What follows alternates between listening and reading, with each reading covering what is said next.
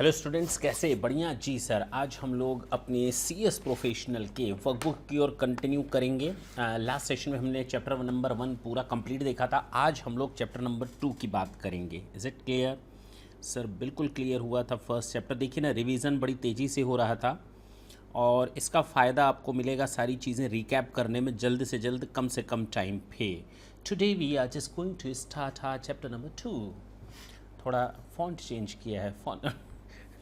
चलिए स्टार्ट करते हैं अपना चैप्टर नंबर 2। सप्लाई क्या है इस चैप्टर में? Supply basically section 7, section 8, section 9, section 10, ये सारी चीज़ें यहाँ पर कवर कर रहा है। एवन एक दो ऐसी चीज़ें हैं जिसको हम लोग कहते हैं एंटी प्रॉफिटेरिंग मेजर, उसको भी यहाँ कवर करेगा। अच्छा, प्योर एजेंट को भी कवर करेगा। ई कॉमर्स से रिलेटेड अगर कुछ होगा तो अभी हम लोग उसको यहाँ पर डील नहीं करेंगे। If in case any question comes. Now we are just going to start question number 1. Discuss in brief the taxable event and the scope of the term supply. भाई हमने सेक्शन 7 में बताया था ना, supply means, supply includes all forms of sale, all forms of transactions such as sale हो, supply हो, transfer हो, lease हो, टेनेंसी हो, कुछ भी हो, सारी चीज़ें कवर की गई थी। यानी ये कहता है कि आपकी सप्लाई मान ली जाएगी, चाहे वो सप्लाई ऑफ गुड्स हो, चाहे वो सप्लाई ऑफ सर्विसेज हो। ये हर चीज़ को कवर करेगा तब तक जब तक कि किसी चीज़ को स्पेशली एक्सक्लूसिवली हटाया ना गया हो। इट मीन्स हर एक ट्रांजैक्शन अब सप्लाई ऑफ गुड्स या सप्लाई ऑफ सर्विसेज माना जाएगा। Is it clear? ये इसका स्कोप है, कहाँ तक बढ़ाया गया है, हर तरह से। तो कहा गया सेक्शन 7 यही तो बोलता है कि इसमें मैन्युफैक्चर आएगा, सेल आएगा, प्रोविजन ऑफ सर्विस, ठीक है। The term supply is wide in its import, covers all forms of supply of goods और सर्विसेज और both includes sale, transfer, barter exchange, licence, rental, lease, disposal. पूरा एक class इस पर गया था हम लोगों का पूरा 1 घंटा केवल मैंने ये आपको सप्लाई का सेक्शन 7 बताया था। इन the course of business of furtherance of business it includes import of services, मतलब ये इम्पोर्ट ऑफ सर्विसेज को भी ट्रांजेक्शन मानता है। सोचो, import, I am not going to supply it, I am just going to import the supply service even though it falls under the category of supply. मतलब हम supply की बात कर रहे हैं, सप्लाई मीन्स जो बाहर जाता है, लेकिन इंपोर्ट ऑफ सर्विसेज भले ही बाहर से अंदर आई हूँ तो भी उसको ये सप्लाई मानता है। सोचो, उसको भी कवर कर रहा है। तो इतनी चीज़ें इसके स्कोप में कवर होती हैं। What are the necessary elements that constitute supply? भाई 3 चीज़ें होनी चाहिए इसमें, 5-6 चीज़ें दी हैं। बेसिकली 3 चीज़ें होती हैं, बाकी 2 चीज़ें क्यों दी हैं वो मैं बता देता हूँ। ये 3 चीज़ें होती हैं। पहले तो वो सप्लाई ऑफ गुड्स या सप्लाई ऑफ सर्विसेज होना चाहिए, वो टैक्सेबल सप्लाई ऑफ गुड्स या टैक्सेबल सप्लाई ऑफ सर्विसेज होना चाहिए, और ये सप्लाई किसी टैक्सेबल पर्सन ने की हो, ये सप्लाई किसी टैक्सेबल पर्सन ने की हो। क्लियर है? बाकी 2 चीज़ें क्यों आई, शामिल कर लिया गया एलिमेंट्स में, दिक्कत क्या है? अदरवाइज ये 3 मेजर एलिमेंट हैं। पहला, सप्लाई ऑफ गुड्स है, सप्लाई ऑफ सर्विसेज होनी चाहिए, टैक्सेबल सप्लाई ऑफ गुड्स और टैक्सेबल सप्लाई ऑफ सर्विसेज होनी चाहिए, और टैक्सेबल पर्सन के द्वारा की जानी चाहिए। There are 3 elements of the supply. लेकिन इसके अलावा बोला गया कि अगर कोई चीज़ हम फ्री में देते हैं, कंसिडरेशन हो, that is well and good, consideration is the part of the supply. लेकिन अगर कोई चीज़ फ्री में हो, शेड्यूल 1 में जो दिया हुआ है कि these are the activity which are to be treated supply even though without consideration, अगर बिना कंसिडरेशन के होगा तो भी हम उसको सप्लाई मानेंगे। आएगा थोड़ी देर में क्वेश्चन आएगा जिसमें शेड्यूल 1 के बारे में पूछा गया है, तो उसमें 4 पॉइंट्स है, चारों फिर से मैं आपको रिवाइज करवाऊंगा। तो शेड्यूल 1 विदाउट पेमेंट है तो भी उसके बावजूद यहाँ पर उसको सप्लाई माना गया, जैसे principal to agent, agent to principal, ये सारी चीज़ें वहाँ कवर हैं। तो उसको कहा गया कंसिडरेशन होना चाहिए। लेकिन अगर कोई चीज़ कंसिडरेशन के बिना है और वो शेड्यूल 1 में कवर होता है तो वो भी सप्लाई मान लिया जाएगा। The supply is made in the course of furtherance of business accept in the case of the import of service. जब हम इम्पोर्ट ऑफ सर्विस की बात करते हैं, बार बार ये वर्ड आ रहा है तो क्यों ना हम इस चीज़ को बता ही दें आपको। जब हम इम्पोर्ट करते हैं सर्विसेज का, या तो बिजनेस के लिए करते हैं या नॉन बिजनेस। भाई मैंने विदेश से ना किसी इंजीनियर की सलाह ली, मैंने कहा मुझे ये घर बनवाना है, मुझे आप आर्किटेक्चरल फैसिलिटीज़ दो। तो उसने मुझे डिज़ाइनिंग का या आर्किटेक्चर का सर्विस दिया। तो अब मैंने पर्सनल यूज़ के लिए उससे सर्विस ली थी। That was not for the purpose of business. मैं उससे सर्विस लेकर कोई बिजनेस नहीं करने जा रहा, मैं सैलरी नौकरी पेशा इंसान हूँ। अब हो सकता है इंपोर्ट में कर रहा हूँ, या तो फ्री में कर रहा हूँ, या तो कंसिडरेशन। तो अगर आप बिजनेस के लिए कर रहे हैं, चाहे वो फ्री में करें चाहे कंसिडरेशन, कोई फ़र्क नहीं पड़ता है। जी सर, ऐसे ना समझें। चलिए मैं बोलता हूँ इंपोर्ट ऑफ सर्विस किया, इंपोर्ट ऑफ सर्विस किया, पैसे दे कर के किया है। क्या किया है? इंपोर्ट ऑफ सर्विसेज पैसे दे करके किया है, चाहे वो बिजनेस के लिए हो चाहे नॉन बिजनेस एक्टिविटीज़ हो। Is it clear? चाहे वो बिजनेस के लिए हो चाहे नॉन बिजनेस एक्टिविटीज़ हो, अगर कंसिडरेशन है तो वो हमारा सर्विस सप्लाई मान लिया जाएगा। इंडिया में सर्विस को, इंपोर्ट को भी सप्लाई मान लिया जाएगा।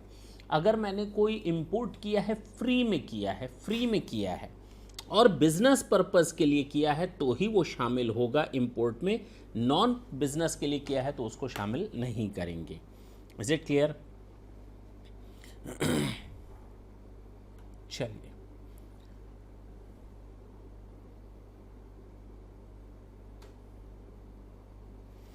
it also includes import of services for consideration whether or not in the course of business or not। तो अगर हमने कंसिडरेशन लेकर के किया है, कंसिडरेशन के साथ, चाहे वो बिजनेस के लिए चाहे वो नॉन बिजनेस के लिए, दोनों कवर हो गया। ऊपर वाले में स्कोप ऑफ सप्लाई में दूसरे बार ये आया, शेड्यूल 1 में दिया है तो फ्री में है, तो अगर वो बिजनेस के लिए है तो ही वो शामिल होगा, अदरवाइज नहीं शामिल होगा। Is it clear? तो अब चाहे चीज़ क्लियर हो गई होगी बिल्कुल। कैसे कैलकुलेट करते हैं जीएसटी को? मान लीजिए आप यहाँ आए, किस लिए? अरे आपने बुलाया इसलिए। अच्छा जरा ढंग से सुने।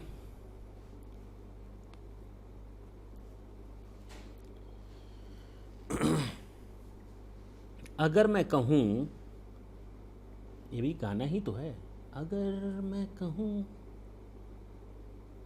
गाना है जी।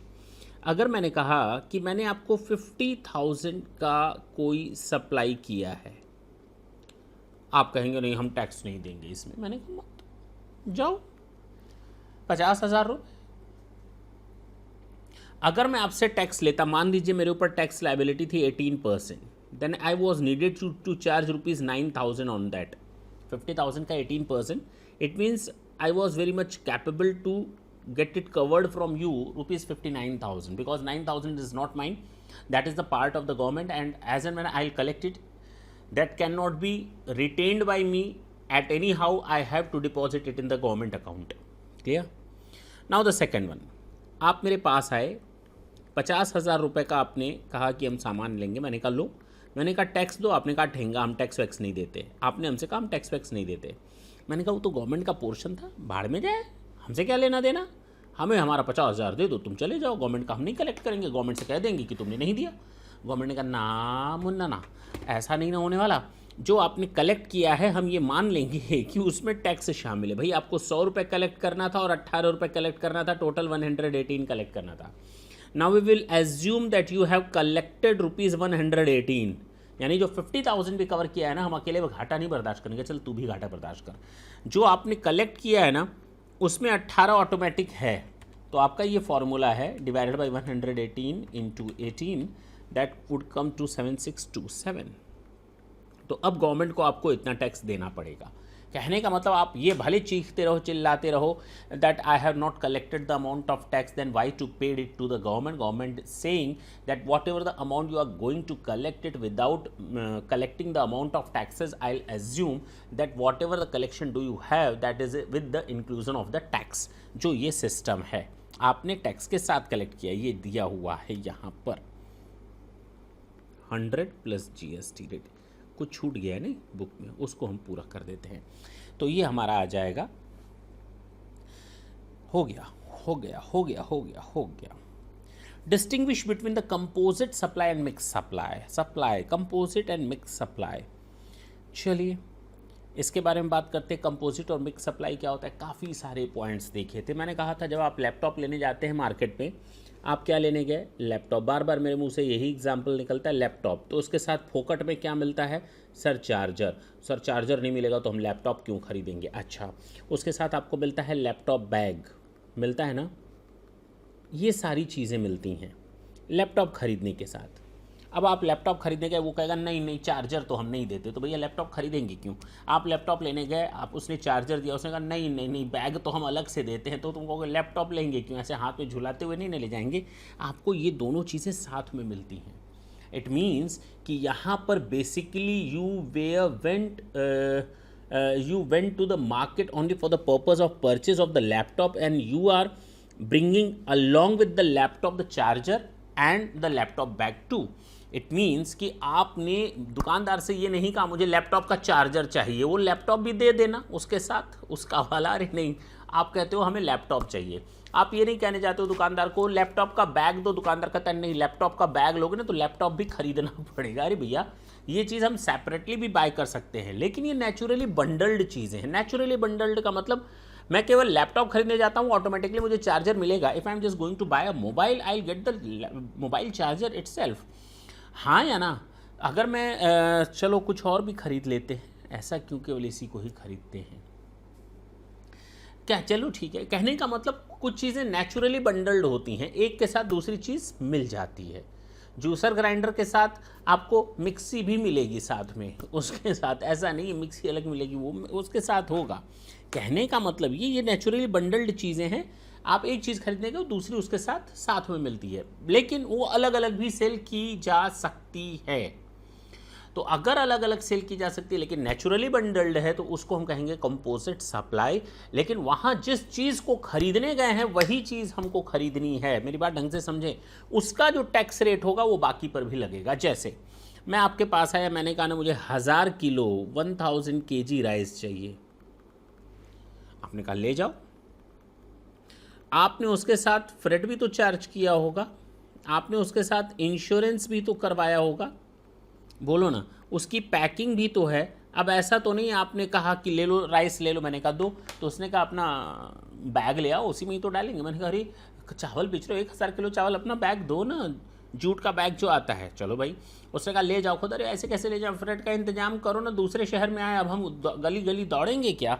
उसने कहा इंश्योरेंस करो। भैया सारी चीज़ें आप मिला करके हमको दे रहे हो, वो नेचुरली बंडल्ड है, लेकिन ये अलग अलग भी तो मिलती हैं। फ्रेट भी अलग से मार्केट में अवेलेबल होता है, इंश्योरेंस भी, पैकिंग भी। तो यहाँ पर इसका जो टैक्स रेट होगा प्रिंसिपल सप्लाई का, वो सब पर एप्लीकेबल हो जाएगा। मान लो इसके ऊपर था 10%, 8%, 6%, 4%। 2 मिनट के लिए मान लेते हैं, होते नहीं है ऐसे रेट, लेकिन ठीक है।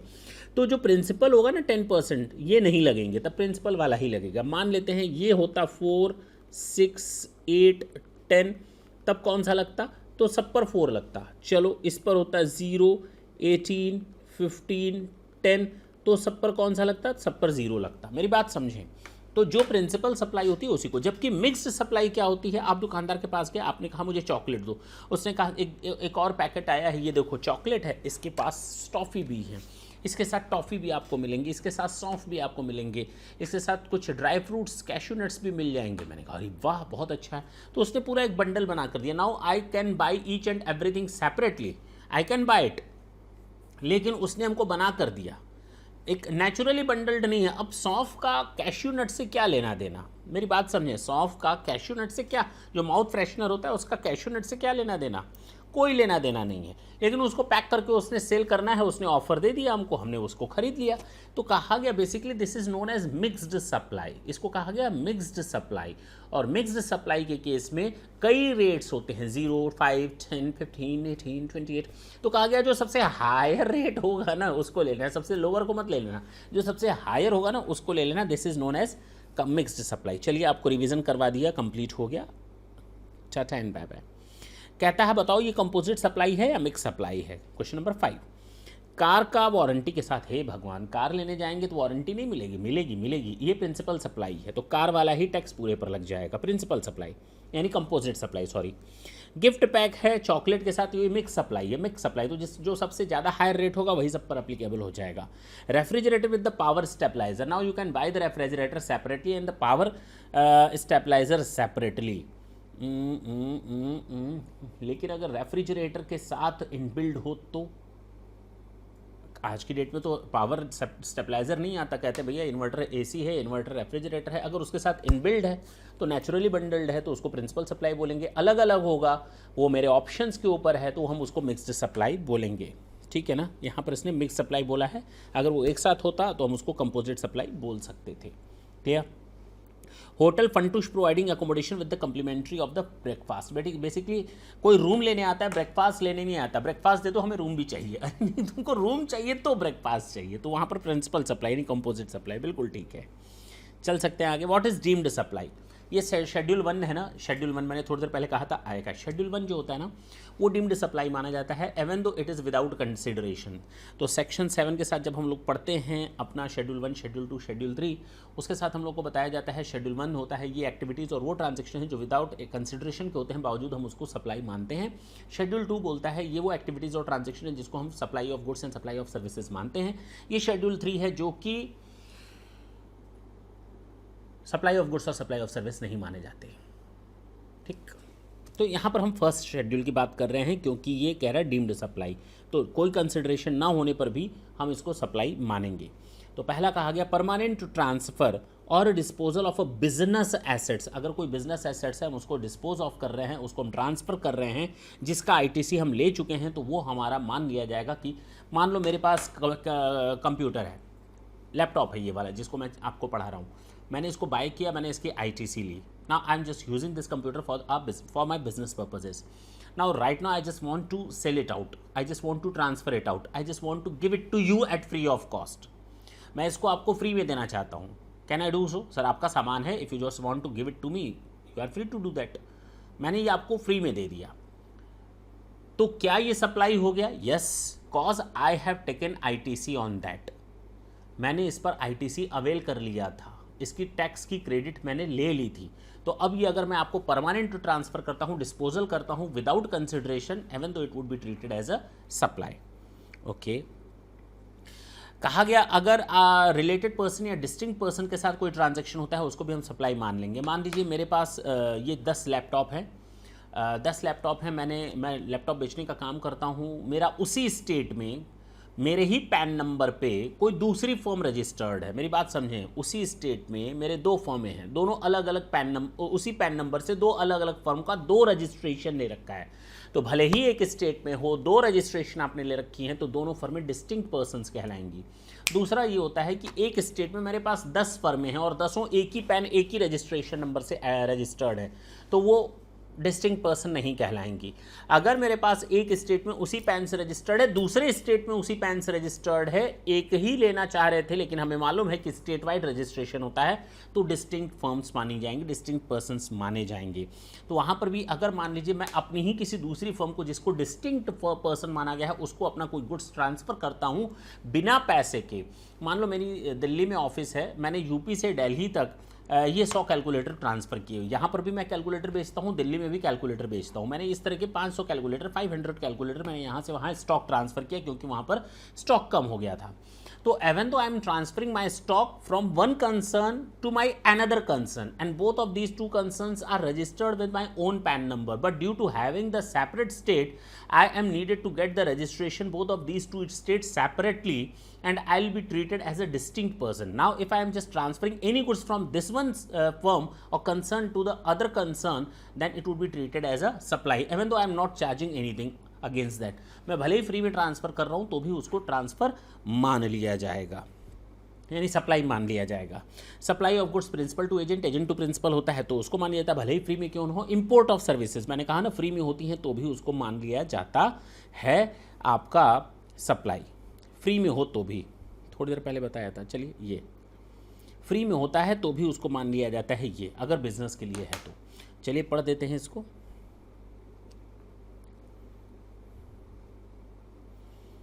Import of services by person from a related person from any of his other establishment outside India in the course of furtherance of business। अगर फ्री में लेते हैं बिजनेस के लिए तो भी वो हमारा सप्लाई मान लिया जाता है। Question number 7, XYZ Limited is a manufacturer of overhead power transmission line hardware and accessories.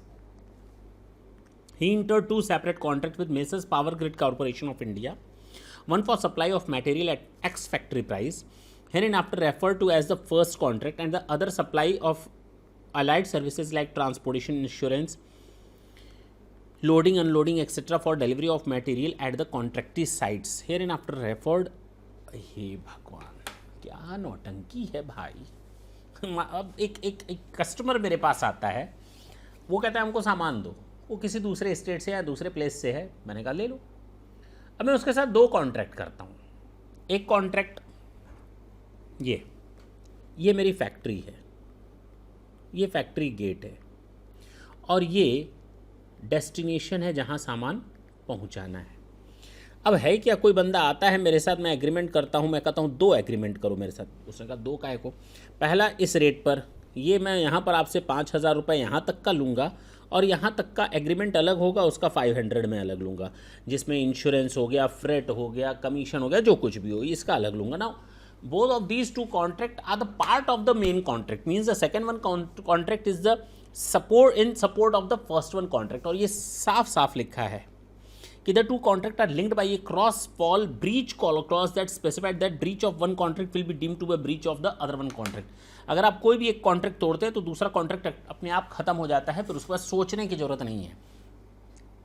अब आपके ये कह देने से अब आप कहेंगे ठीक है, इसके लिए ना हमारा जीएसटी रेट अलग होगा, इसका जीएसटी रेट अलग हो सकता है, इसका हो सकता है 0% हो, इसका हो सकता है 18% हो, इसका हो सकता है 18% हो, इसका हो सकता है 5% हो, what ever the case it is. तो कहा गया यहाँ पर ये प्रिंसिपल सप्लाई, पहले तो ये आप देखें प्रिंसिपल सप्लाई हो, और this is the form part and parcel of the supply at the destination of the कॉन्ट्रैक्टी।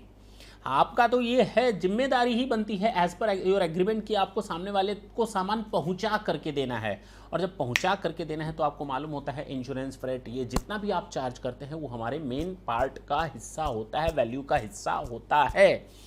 तो यहाँ पर क्या कर रहा है, क्वेश्चन क्या है, अभी मैंने आगे पढ़ा नहीं।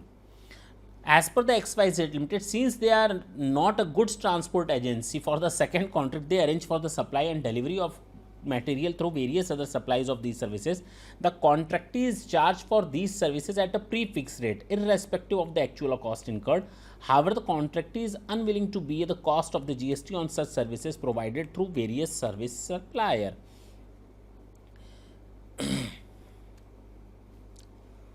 अब जो कंपनी है ना, जो कॉन्ट्रैक्टी है, जो पावर कंपनी है, जो गवर्नमेंट की कंपनी या पावर कॉरपोरेशन है, जो ये ट्रांसफार्मर वगैरह का सामान खरीद रही है, वो कहती है हम जीएसटी नहीं देंगे इस चीज़ पर जीएसटी नहीं देंगे, जो बीच वाला हिस्सा है ना 500 रुपये वाला, इस पर जीएसटी नहीं लेंगे, क्योंकि हमारा ये डिफरेंट कॉन्ट्रैक्ट हो रहा है, अलग अलग जगहों, अलग अलग व्हीकल के थ्रू सामान आ रहा है, और ये मेन कॉन्ट्रैक्ट का हिस्सा नहीं है। तो ये एआर में गया था और कहा गया नहीं ऐसा नहीं हो सकता भैया, आपको तो फाइनल ही देना है। जरा हम इसको पढ़ करके देखते हैं क्या लिखा है। Since they are not a goods transport agency for the second contract, they arrange for the supply and delivery of material through various other supplier of these services. ठीक है, the contractee is charge for these services at a pre fix rate irrespective of the actual cost incurred. ठीक है, however the contractee is unwilling. अब इसका क्या बोला गया, in their opinion transportation services is exempt non GTA, क्योंकि GTA नहीं है। अब प्ली क्या दिया जा रहा है कि भाई ये सामान यहाँ से यहाँ तक पहुँचाने की जिम्मेदारी वैसे किसकी थी, फैक्ट्री वाले की, जो सप्लाई कर रहा है। वैसे सामान जाता किससे है, जीटीए से, लेकिन ये सामान अब जीटीए से ना जा करके इसी कंपनी के अपने ड्राइवर अपने गाड़ी के थ्रू भेजा गया, और नॉन जीटीए है तो वो एग्जम्प्ट होगा, ऐसा कुछ प्ली दिया गया। आगे बढ़ा matter. As the goods to be supplied under the first contract involve movement and or installation at the set, the place of supply shall be the location at the time when movement of the goods terminates at the delivery। ठीक है, फालतू बात ना बोलो, ये सब कहानियाँ कहाँ से लेकर आते हो।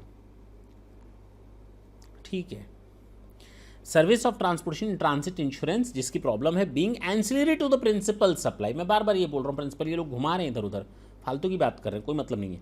शैल be treated to taxation under section 8 फलाना एंड डिमाका। कंपोजिट सप्लाई वो प्रिंसिपल सप्लाई मानी जाएगी। जो आपका सामान है ना, उसका सामान आप ये नहीं कह सकते 5,000 का अलग 500 का अलग। अब आपको टोटल, भी मैंने एग्जांपल दिया ना, टोटल मिलाकर 5500 पर ही टैक्स लगेगा। और किस रेट पर लगेगा, अगर इस पर 18 लगता है तो सब पर मिलाकर 18 लगेगा, जो प्रिंसिपल सप्लाई पर लगेगा। अगर प्रिंसिपल पर 0 लगता है तो इस पर भी 0 ही लगेगा। ये डिसीजन दिया गया, कोई नई बात नहीं है। आगे बढ़िए sir. A company secretary makes payment of LLP registration fee of 3,000 on behalf of their client and charge the client his professional fee of rupees 15,000 along with the expenses of 3,000 incurred in the form of payment to the registrar of company. मैं एक company secretary हूँ, मेरे पास एक client आया, वो कहता है मेरा आरओसी में रजिस्ट्रेशन करवा लो, कुछ भी काम करवा दो, LLP की तरह रजिस्ट्रेशन करवा दो.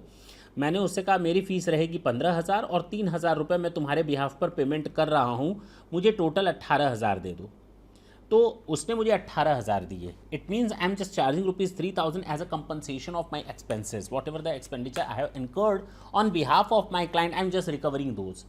तो अगर मैं उन चीज़ों को रिकवर कर रहा हूँ तो this is the part of the pure agent. I am just working as a pure agent. तो मुझे इसको इनवॉइस में अलग से दिखाना पड़ेगा. मेरा एग्रीमेंट होना चाहिए उस क्लाइंट के साथ कि भाई आप मुझे ये परमिशन दे रहे हो कि मैं आपका रजिस्ट्रेशन करवाऊँ और इसके अगेंस्ट जो 3,000 का खर्च होगा वो मुझे आप कंपनसेट करेंगे. If such type of agreement is there, और मैं जो चीज़ लूँगा, जो आपका सर्टिफिकेट लूँगा, उसका मैं किसी और पर्पज़ के लिए यूज़ नहीं करूँगा, वो मैं केवल आपको ही दूंगा. अगर इस तरह का कोई होता है तो उसको प्योर एजेंट कहा जाता है. और प्योर एजेंट के केस में जो कंपनसेशन वाला हिस्सा होता है उस पर हमारा GST नहीं लगता, केवल फीस और कमीशन पर ही लगता है. बिल्कुल ठीक है. A company provides subsidized meal facility to employees. It pays rupees 70 per plate to the caterer and deduct rupees 10 per plate from the employee's salary. अब है क्या, ये एक फैक्ट्री है, इसके यहाँ एम्प्लॉयज़ काम करते हैं, इनको दिन में खाने की ज़रूरत होती है, तो ये एक कैटरर है जो इनको खाना देता है. लेकिन पैसा कौन देता है? कंपनी देती है उस कैटरर को. कितना देती है? 70 रुपीज़. और फैक्ट्री इन लोग को सैलरी भी देती है, तो सैलरी में से 10 रुपये ले लेती है.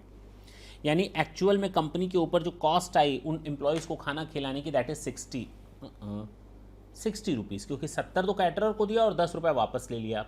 अब कंपनी ये कहती है भैया जो सब्सिडाइज्ड मील है उस पर हम टैक्स नहीं देंगे, एंड डिडक्ट रुपीज़ 10 पर प्लेट. तो इस पर GST कितना लगेगा भैया? टोटल 70 पर लगेगा. आप एक बात बताओ, पहली बात तो ये जो तो टिक टॉक चलती है, अच्छा पहली बात तो ये जो तो टिक टॉक चलती है, गाना है ना, तो ये फैक्ट्री जो है ना, ये कैटरर से जो सर्विसेज ले रही है और कैटरर को जो पेमेंट कर रही है, तो कैटरर को ये कहेगी क्या कि तू 70 ना ले, तू 60 पर GST ले, तू 10 रुपये पर GST ना ले, वो तो हम ऐसे ही अपने एम्प्लॉयज़.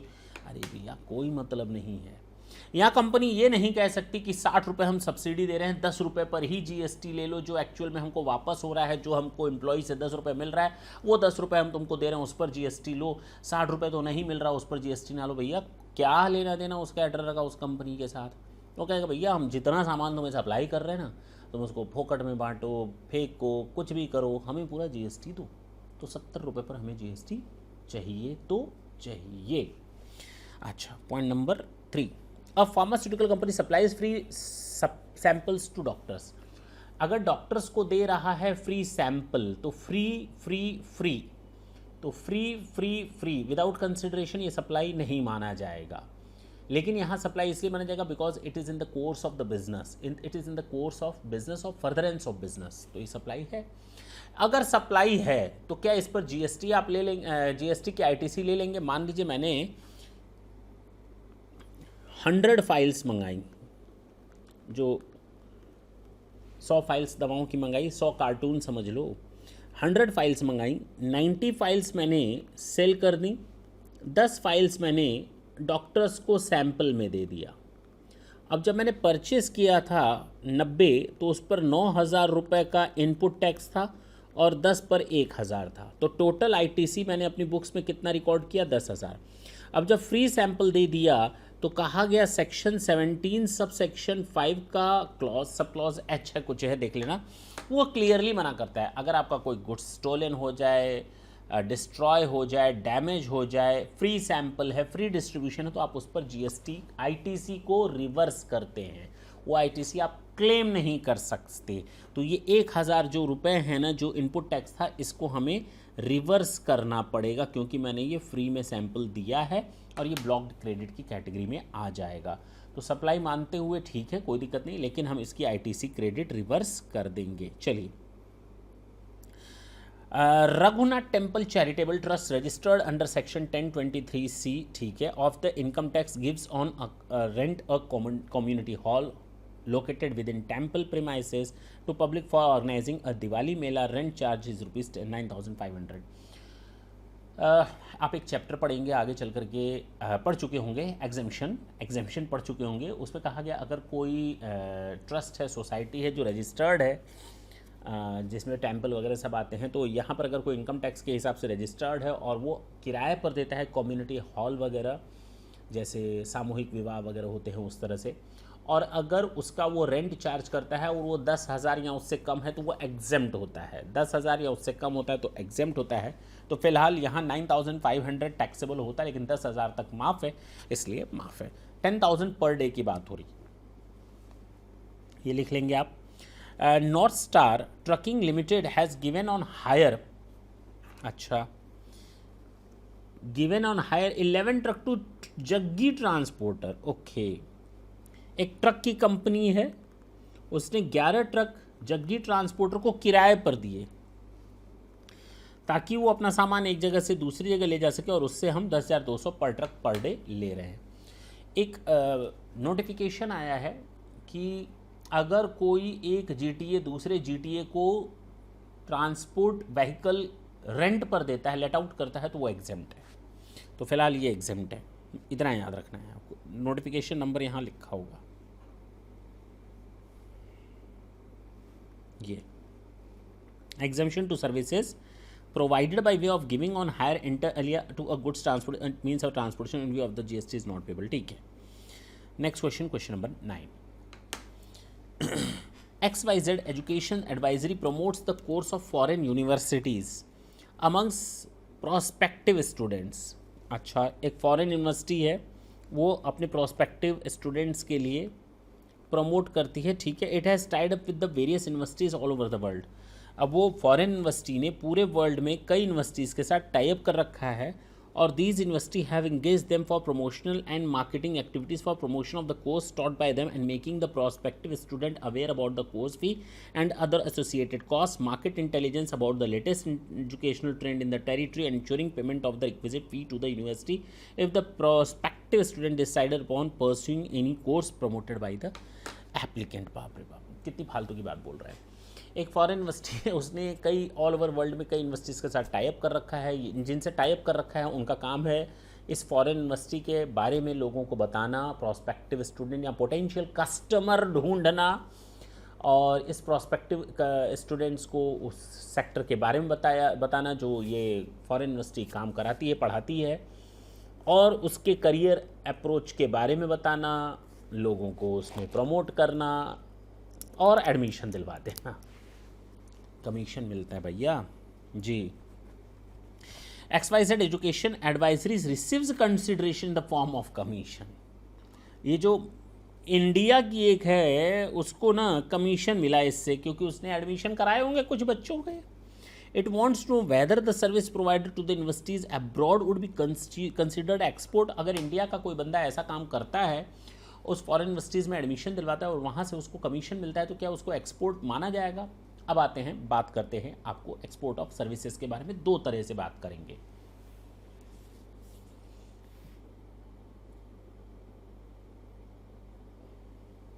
पहला तो ये डिफिनीशन समझो कि एक्सपोर्ट होता क्या है, सर्विस एक्सपोर्ट कहते किसे। पहला, location of the supplier of services must be in India. इस केस में हाँ, इंडिया में है। Location of the service recipient is outside India, foreign university, yes, इस केस में है। Services are given outside India, हाँ, इस केस में है, यानी प्लेस ऑफ सप्लाई क्या है, आउटसाइड इंडिया।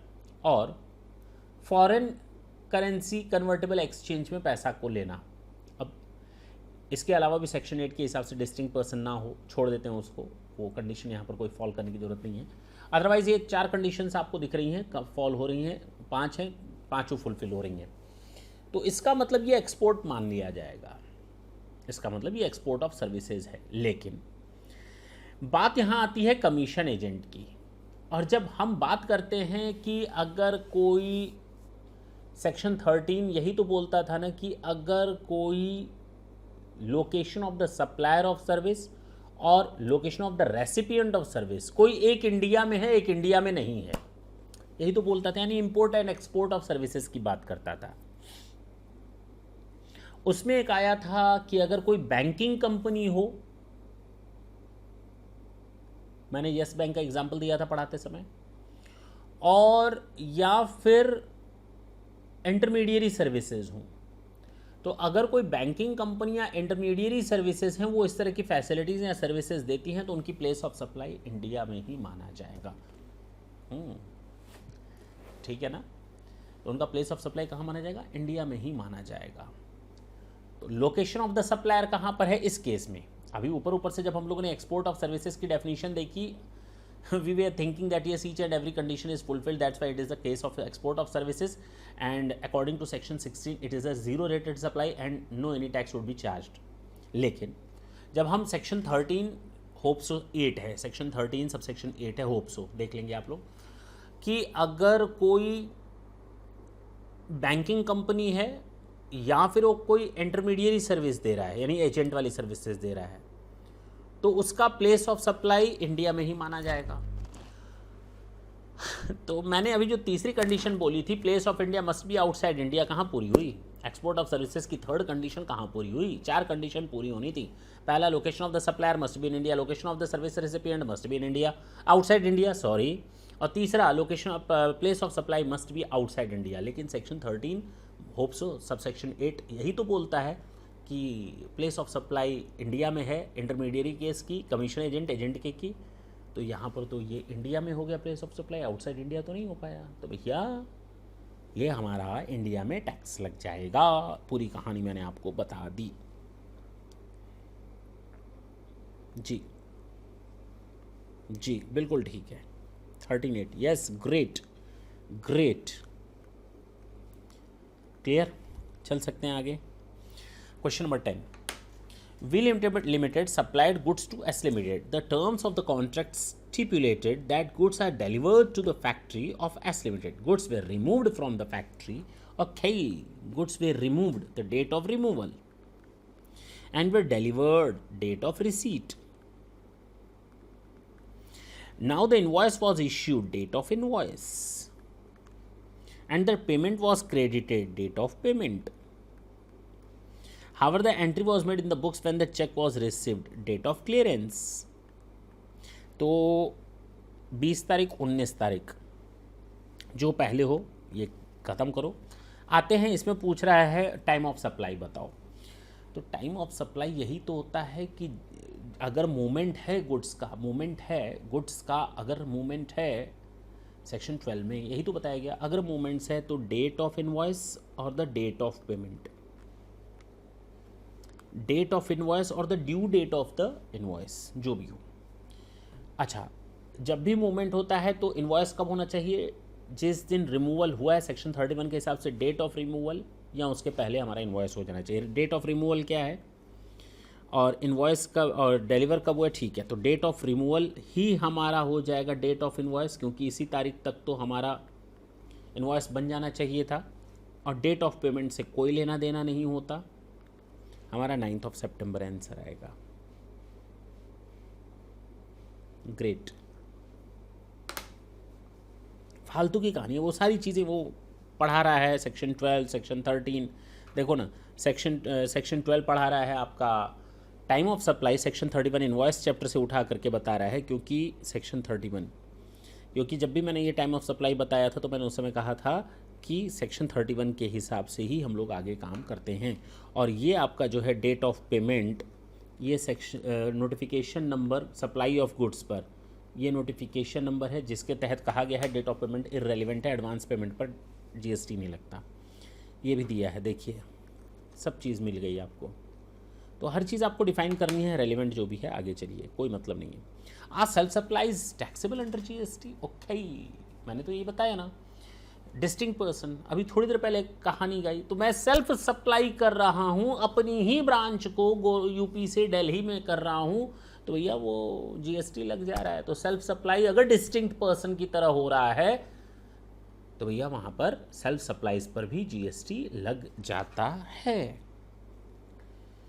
अच्छा, डिस्कस वेदर द सप्लाई और नॉट, इंडिविजुअल एक कार खरीदता है पर्सनल पर्पस के लिए और सेल करता है, नहीं जीएसटी नहीं लगेगा। पूछो क्यों? क्योंकि पर्सनल पर्पस के लिए खरीदा है, उसका purpose for the purpose of business या फर्दरेंस ऑफ बिजनेस नहीं था, इसलिए उसको जीएसटी नहीं लगेगा। A dealer of air conditioner permanently transfer an air conditioner from stock inter for personal use, अभी तो बताया शेड्यूल वन के हिसाब से। शेड्यूल अगर उसने आईटीसी ले लिया है और उसको परमानेंटली डिस्पोज ऑफ करता है, ट्रांसफर करता है, कुछ भी करता है, बिजनेस से बाहर निकालता है, तो भैया जीएसटी लग जाएगा। यस। प्रोविजन ऑफ सर्विसेज और goods by a club to, yes, अगर कोई एसोसिएशन ऑफ पर्सन अपने मेंबर्स को कोई सर्विसेज दे रहा है या गुड्स दे रहा है तो वो भी सप्लाई कैटेगरी में आ जाएगा। यस, बिल्कुल ठीक है, चल सकते हैं। Discuss whether the following transaction activities will be treated as supply of goods और सप्लाई ऑफ सर्विसेज। अब इतना आसान क्वेश्चन ये सब कर चुके हैं। Transfer of right to use, transfer of ownership नहीं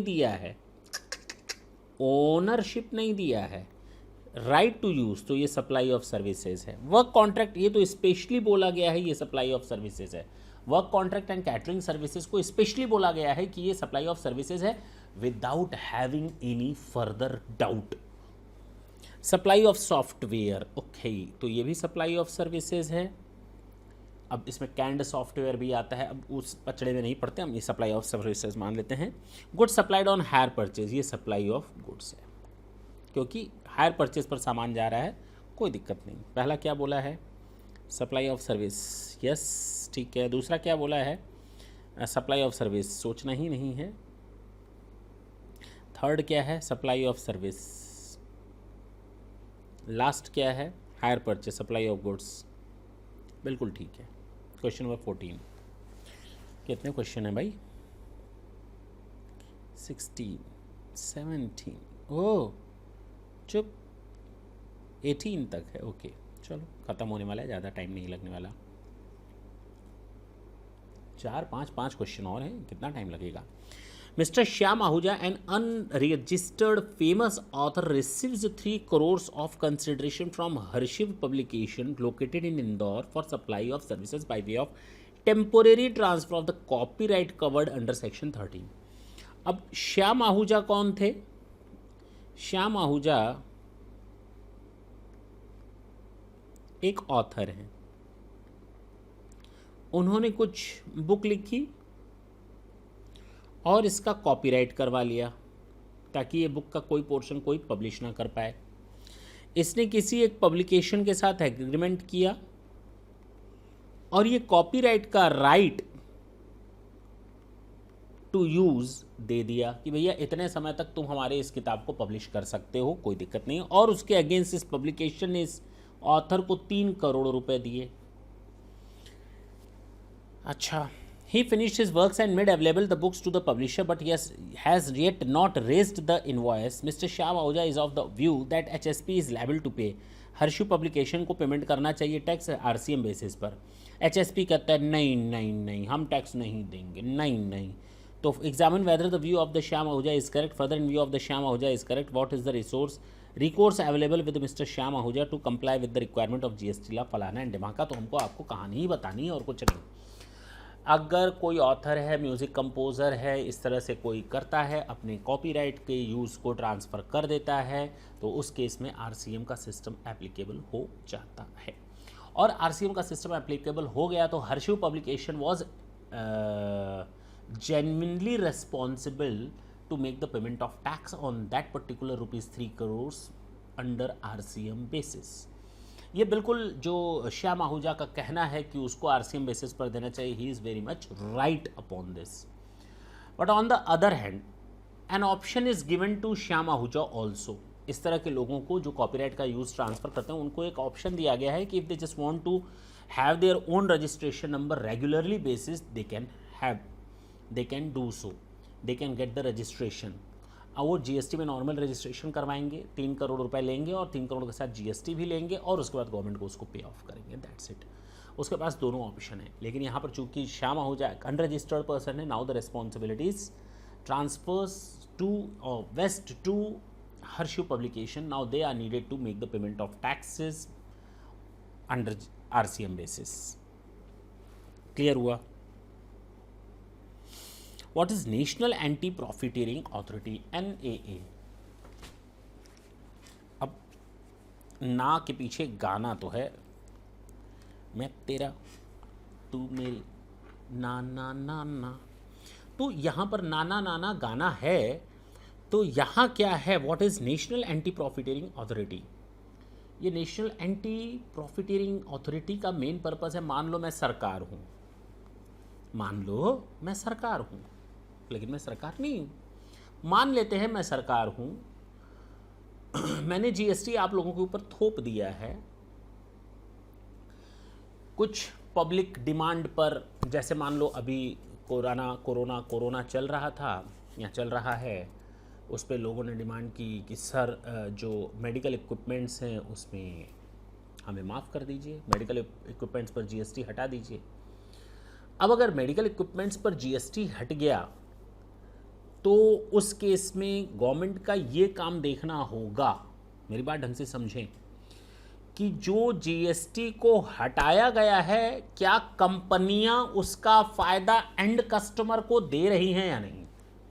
ऐसा तो नहीं गवर्नमेंट से जीएसटी हटवा लिया गया उसके बाद अपना रेट बढ़ा दिया, क्योंकि लोगों की आदत है, मान लो मैं केरोसिन का एक पत्ता खरीदता हूँ, मान लेते हैं 20 रुपीज़ में, अब गवर्नमेंट ने जीएसटी हटाया तो उसका रेट हो जाना चाहिए 15 रुपये। अब जीएसटी का पोर्शन उसमें से हट गया, कॉस्ट तो उतनी है, प्रॉफिट कंपनी को उतना ही चाहिए, जीएसटी नहीं लेना चाहिए, 5 रुपये की जीएसटी थी, 2 मिनट के लिए मान लेते हैं।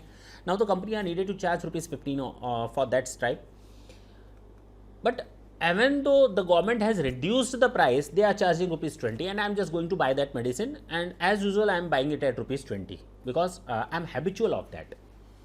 तो मैंने वो 20 रुपये दिए और अपना स्ट्रिप ले लिया क्रोसिन का, मुझे पता भी ना चला।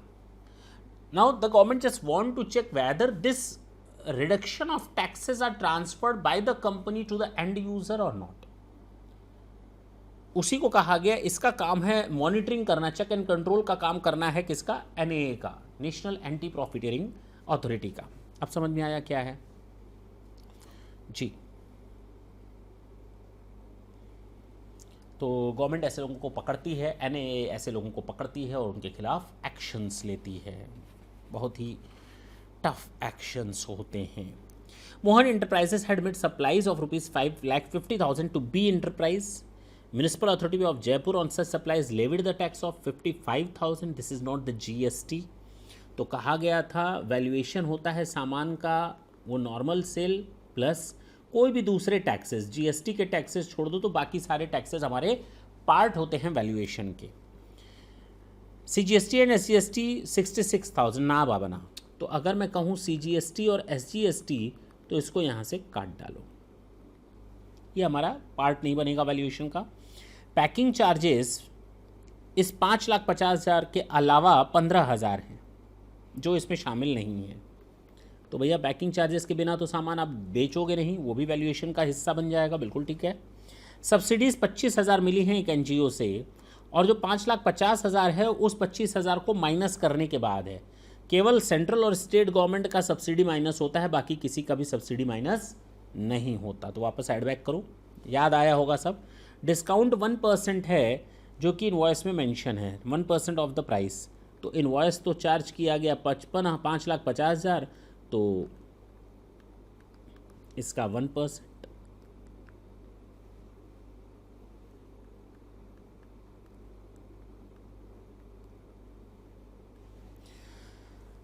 देखें कितना आ गया, 6,05,000 प्लस 40,000 माइनस 5,500, 639,500, ये आ गया वैल्यू। ठीक, 18 क्वेश्चन है, 17 तक तो पहुंच गए। Mister Arun of Assam provides the following information for the preceding year. You are required to find out the aggregate turnover for the purpose of eligibility of composition scheme for the year 1920। तो 1920 में ये जानना चाहता है क्या वो कंपोजिशन स्कीम में जा सकता है या नहीं। अब इसमें जाना हो तो इसके लिए उसको 18-19 का एग्रीगेट टर्नओवर देखना पड़ेगा, और हमारे पास जो इन्फॉर्मेशन दी है, फॉलोइंग इन्फॉर्मेशन 18-19 की दी हुई है, जो हमें चाहिए क्या क्या दी है। और एग्रीगेट टर्नओवर का मतलब बताया गया था सेक्शन 2 क्लॉज 6 में कि जो टैक्सेबल सप्लाईज होती हैं, टैक्सेबल गुड्स की सप्लाई होती है, टैक्सेबल सर्विसेज की होती है, एग्जेम्प्ट सप्लाईज की होती है, एक्सपोर्ट होता है, सबको जोड़ दो आप। लेकिन नहीं जोड़ो क्या, जीएसटी का पोर्शन मत जोड़ो, और आरसीएम के बेसिस पर अगर कोई इनवर्ड सप्लाई है तो उसको मत जोड़ो बस। तो कहता है value of taxable outward supply 50, जिसमें से इंटरेस्ट रेट है होने दो, बिल्कुल शामिल होगा। वैल्यू ऑफ एग्जेम्प्ट सप्लाई, जिसमें से interest on loans and advances, ना ना ना ना, interest on loans and advances माफ होता है, केवल उसको हटा दो 40, ठीक है। Value of inward supply on which he is liable to pay tax under RCM 5, भैया नहीं शामिल करेंगे। वैल्यू ऑफ एक्सपोर्ट है 5, तो इंपोर्ट हो या एक्सपोर्ट हो, ये चीज़ अंदर आ गई है, ये जो मैंने अंदर काटा है ना, ये बाहर होने चाहिए, अलग अलग लाइन होनी चाहिए, ठीक है। नहीं अंदर आ गया तो कोई दिक्कत नहीं, प्रिंटिंग मिस्टेक्स है, टाइपोग्राफिकल मिस्टेक है। तो टोटल मिलाकर कितना आ गया 95, कितना आ गया 95। तो भैया उसको 1.5 करोड़ तक वैसे ही माफ़ है, तो भैया नहीं, कंपोजिशन स्कीम में जा सकता है, बिल्कुल जा सकता है। 95 है, जा सकता है, 95 है।